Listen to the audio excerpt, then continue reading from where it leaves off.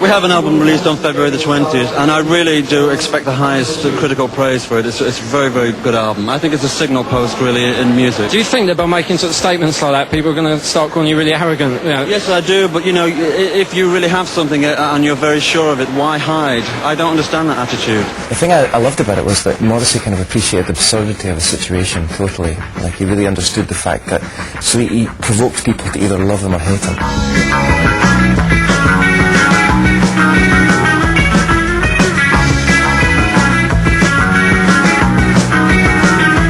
I decree today that life is simply taking and not giving. England is mine, and it owes me a living. I mean, it was difficult for them. They were on a small label anyway. There was limited promotion. But even when they broke through, because of the nature of the business then, you know, if they got into the top 10, they were doing well. They always seemed to peak about number 8 or number 9, and that was it. They couldn't make that final breakthrough. Not dissing Rough Trade. I mean, they were a small independent company. If it was EMI, things would have been a lot different, for sure. But I think that's mainly the reason. But also it means that it was still a kind of Smithdom, you know, it was our family, and it's nice to have hit records, of course it is. And you'd be a liar if you're in a band and you didn't say, it wasn't, you know, you didn't look at the chart after your single had gone in or whatever to see if it had gone up. But for me personally, especially after the first couple of singles that I'd done well, it was exciting, but there was an overall picture really of what we were doing, and that was creating great music. Sales may not have been growing, but the band's confidence was. They even appeared on Top of the Pops without Morrissey. His 60s heroine Sandy Shaw took over the lead vocals and writhed her way through a revamped version of failed first single Hand in Glove.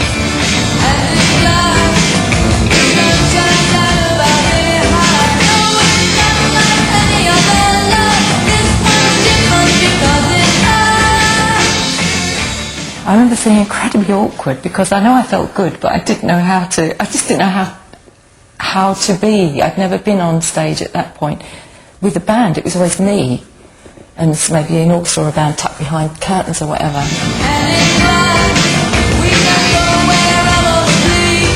When I heard the music, I thought, oh God, and I just didn't get it. I really didn't get it. The first time he came on his own to the flat, I think he was early. And I was obviously anxious, and I was late, and I was still in my pyjamas. I think I must have let him down somewhat, or maybe I didn't. Well, I hadn't worked for a long time. I had a huge break where I kind of disappeared. So it was like a great experience for me anyway. But it was it's like the band I'd always wanted to play with. I think it was the material as much as anything. I don't think the Smiths ever produced a commercial enough single that would hit the #1 spot.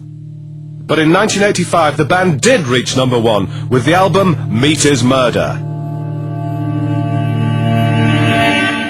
They decided they wanted to do it back up in the north of England, and at the time I don't believe there was a studio in Manchester they wanted to use, so we ended up using this studio which was called Amazon Studios, which was in Kirby, I think, just outside Liverpool. And they didn't want to stay there, obviously, so we had this old clapped out white Mercedes that we drove up and down the motorway from Manchester to Liverpool every day. And I think we lived on packets of cheese and onion crisps and chocolate bars and things for the weeks we were making the record. Quite unhealthy diet, really. But obviously there was no meat being passed around. He was commenting on Margaret Thatcher, on the Brighton bombing, on Band-Aid, on animal rights. All these were fairly contentious issues, and you know, Morrissey was not understated when he talked about them, and he was quite brutal. I feel that if popular singers don't say these things, who does? We can't have any faith in playwrights anymore. We can't have any faith in film stars. Young people don't care about those things. They're dying arts. And if you say, what rights do you have? The implication there to me is that, you know, popular music is quite a low art. It should be hidden. It can be there, but let's not say anything terribly important. Let's just, you know, make disco records or whatever. So I really feel that we do have an obligation, and I know that people respect it and they want it, and it's working to great effect. As the success increased, so did the excess. the band's backstage demands were becoming increasingly bizarre. It started with flowers and ended with Morrissey insisting on a live tree backstage. No less than 3 feet high, up at no more than 5 feet. And it was like, where could you go from flowers? I suppose that was the only way was up. So it was a tree. I mean, it was a small tree, and it was one tour, I think. And I think we got a tree every time. I mean, you know, we're talking like a bay tree or something like that. You know, we're not talking sort of a 300-year oak here. But that's not like saying take all the red Smarties out of a Smartie box, is it? I mean, that's not being pedantic or daft. I mean, and also I think we had to cut off the thorns as well on some of the branches as well. So the poor old road manager used to have to take this mini saw along with him and do the business until it was to Morrissey's specifications. It got a bit, what's the word, ludicrous in the end. He'd waited so long to be a star, Morrissey, and he'd obviously, you know, he'd had those fantasies of what he was going to do. And there was a stage at which, if Morrissey said, you know, he wanted a green dwarf, we would have got a green dwarf. You know, there was a stage when whatever he asked for, we would have got together. You know, it was so much fun. Fated by the critics, fawned over by the fans, and with America beckoning, nothing could stop the Smiths, except perhaps the Smiths themselves.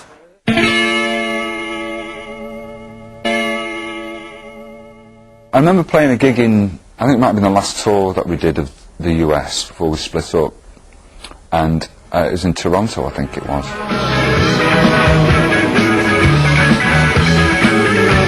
We'd come off and there was a lot of prefabricated buildings around there, and I was bursting for a pee, so I had a quick pee behind this little kind of outbuilding thing, and the crowd started chanting Smiths, Smiths, Smiths, and there was about 14,000 there, and I started to think, whoa, this is us, this is just us lot, you know, lad from Stretford, lad from Hardwick, and, you know, 2 lads from Bagley, and it was just, wow. By 1986, the Smiths were ready to release what was to become their most celebrated album, The Queen is Dead. I mean, making The Queen is Dead was, you know, again, that was quite a patchy affair because that wasn't really done in one session, that album, again, because they were so busy. We were doing sessions here, there and everywhere, whenever they could fit it in between their touring schedule. I think the reason why people dwell on The Queen is Dead is because of the nostalgic memories of that year, 1986, and the tour they did. You celibate, girls, you celibate!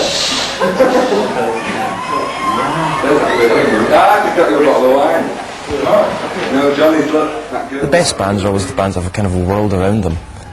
You know, a world that when you go and see them on stage, you don't necessarily want to get to know them, but you just want to watch sort of that world for, you know, an hour or whatever you get to watch it for. And they were definitely a band like that. And I think they knew that. I think before, you know, they started the band, I think Morrissey had an idea, obviously because he was in bands like the New York Dolls and things, which are totally the same sort of thing about having a world around them, you know, like you couldn't you couldn't join it, but you could just watch it. The Smiths were doing what no other band had done since the Beatles with Strawberry Fields and Penny Lane. They were creating a musical map of their hometown through their songs. Manchester had so much to answer for.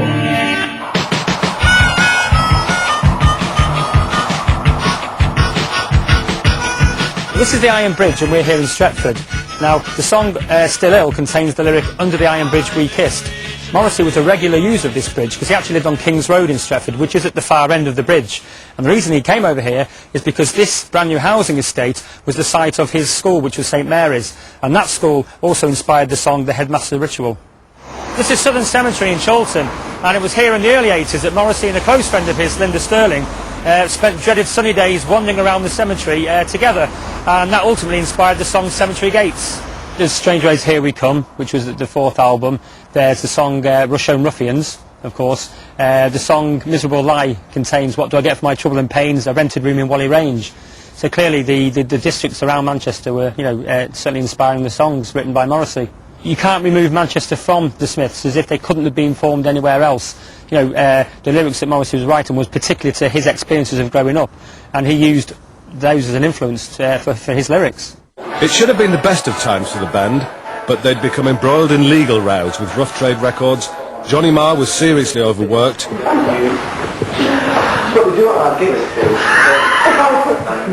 And Andy Rourke had acquired a habit that was at odds with the Smiths' aesthetic anti-rock and roll image.